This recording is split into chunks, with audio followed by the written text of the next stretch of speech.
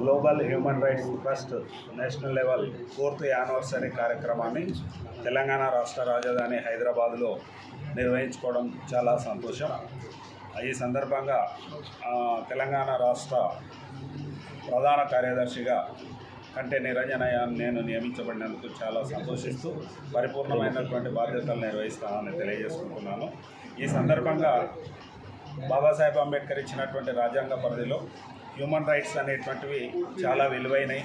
కులాలకు మతాలకు అతీతంగా ప్రతి మనిషికి హక్కులు ఉన్నాయి.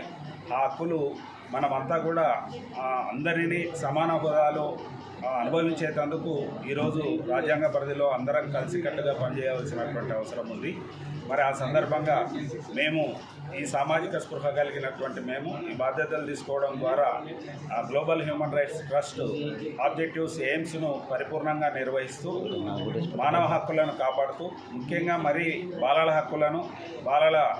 హక్కుల్లో ప్రధానమైనటువంటి విద్యా హక్కు, జీవించే హక్కు, బాల కార్మిక వ్యవస్థ ఇటువంటి వాటిపై పరిపూర్ణంగా పనిచేస్తూ సమాజ అభివృద్ధి కొరకు తోడ్పడతామని ఈ సందర్భంగా తెలియజేసుకుంటున్నాను.